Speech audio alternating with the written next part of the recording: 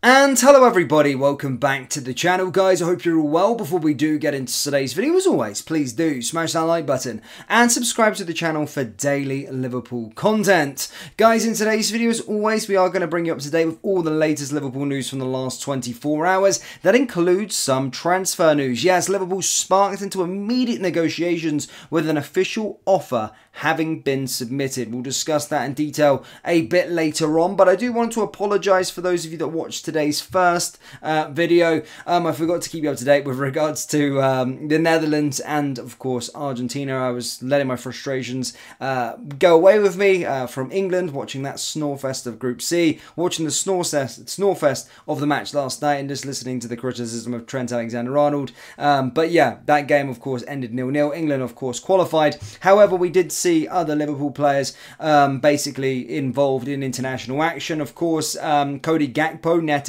his second goal of the Euros on Tuesday night, but the Netherlands did suffer a 3-2 loss to Austria that left the captain Virgil van Dijk absolutely furious. Heading into the tournament, Netherlands were considered to hold an outside chance of emerging as winners with a strong squad at Ronald Koeman's disposal. However, Tuesday night did bring their Group D closer with their 4-point tally, putting them in a strong position to progress, but still need a result or results elsewhere to go their way to guarantee a spot in the last 16. They did come up against Ralf Rangnick's Austria, and did, of course, lose the game 3-2, but Cody Gakpo scoring once more. And as stated, Van Dijk was absolutely furious. He said things have to change. A very bad match. We started weakly in possession of the ball, but also in the duels. Then you were behind the times. It was just a bad evening, he explained. We are all responsible. It shouldn't happen, but it did, and that's bad. If we want to achieve anything in this tournament, things have to change very, very quickly. It's a weird old thing in Euros. You get rewarded for finishing third. And as stated, the Netherlands can actually play England, but depending on what happens over the game that's currently on now and the games tonight, we might find out the conclusion. Across the world, guys, in the Copa America, Alexis McAllister helped Argentina to a 1-0 win over Chile that booked their place in the Copa America quarterfinals, having taken up a new role. Yes, Argentina are the first nation to now ensure a spot in the quarterfinals of the summer's Copa America, having made 2 wins from 2 on Tuesday night. They did so in difficult circumstances, waiting until 2 minutes from time before Martinez found the back of the net, but they can now go into the final game of Group A against Peru on Saturday night, knowing that they are guaranteed to finish at least second.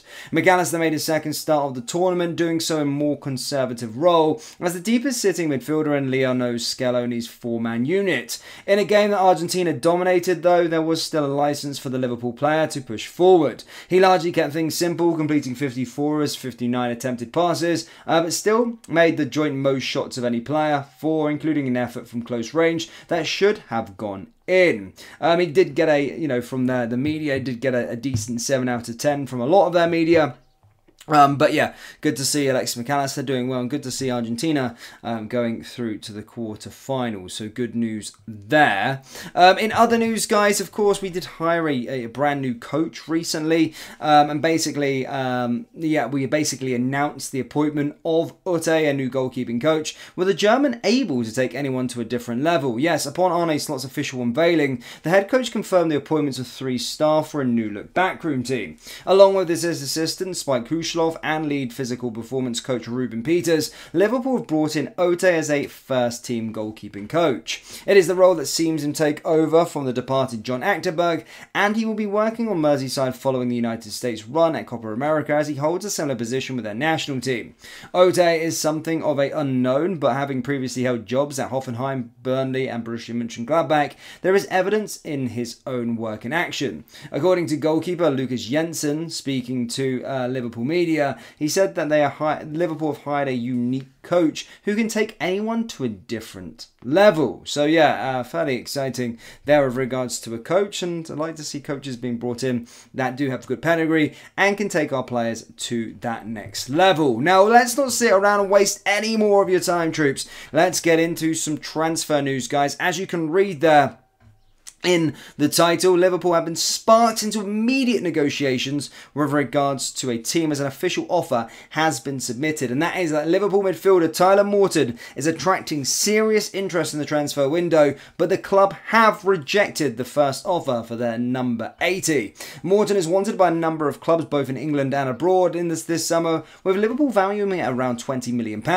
It is RB Leipzig who have moved and most advanced in their pursuit at this stage, though the Bundesliga side are joined by Feyenoord, Sevilla, Eintracht Frankfurt, Atalanta, Southampton, Bournemouth and Ipswich in their interest. Leipzig have reportedly already made an approach for the 21-year-old, with Liverpool rejecting their initial offer. That is according to the reputable Sky Germany's Florian Plettenberg, who claims that concrete talks have taken place with Leipzig pushing for a loan with an option to buy. Liverpool, however, were not interested in this loan structure, which suggests that was an issue with the option to buy. However, Michael Edwards has given the green light to let him go out on loan, but not with an option to buy.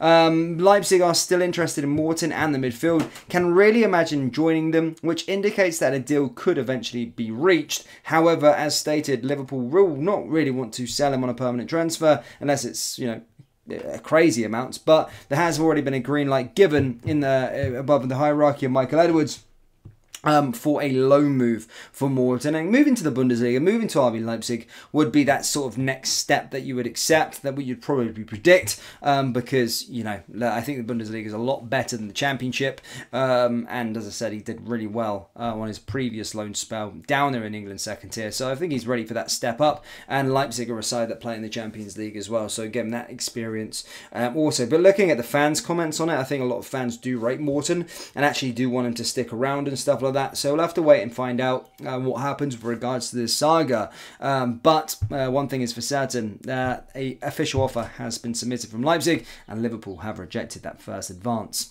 Now, another new transfer news, guys. While Liverpool's price tag may be deterrent, there is confirmed interest in Nat Phillips already this summer, and the defender is on record as open on the move. Phillips has 2 years left on his contract at Anfield, with little chance of breakthrough at his current club, is likely to seek an exit. After 4 separate loan spells that should be on a permanent basis, with Liverpool reported to be seeking a fee in the region of £8 million for their centre-back. And newly promoted Premier League side Ipswich and Bundesliga outfit Mainz are among clubs interested in a potential deal. But it is Cardiff where Phillips spent the second half of last season out on loan, having already confirmed their interest in the 27-year-old.